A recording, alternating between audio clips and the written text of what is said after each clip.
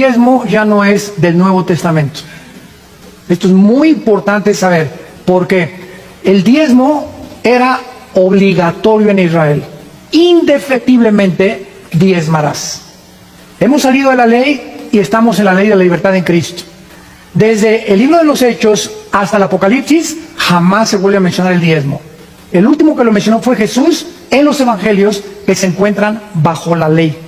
En el Nuevo Testamento, Hechos 14, 1 Corintios 16, del 1 al 3, Pablo dice: cada primer día de la semana, el domingo, cada quien dé como haya prosperado, y cada quien dé como propuso en su corazón. Ya no hay ninguna ley para que nos diga tienes que dar tanto. Ahora bien, si en el Antiguo Testamento fue el 10%, y nosotros seguimos ligados a que vamos a seguir dando el 10%, seguimos bajo la ley. El diezmo, cuando tú lo buscas en el Nuevo Testamento, la palabra, tú coges la concordancia exhaustiva de Strong y buscas la palabra diezmo, solo encuentras la palabra diezmo en 2 pasajes de las Escrituras. Un pasaje lo habla negativamente. ¿Se acuerdan de aquel publicano que comienza a hablar: Señor, yo oro, yo ayuno, yo diezmo de todas las cosas? En ese sentido negativo, mostrando la justicia propia del hombre. El otro pasaje que se nos habla en el Nuevo Testamento del diezmo es la referencia a la ofrenda que hizo Abraham con Melquisedec. Pero no enfatizando en que nosotros como creyentes debemos dar, sino enfatizando la preexistencia de Cristo Jesús como el sumo sacerdote eterno según el orden de Melquisedec.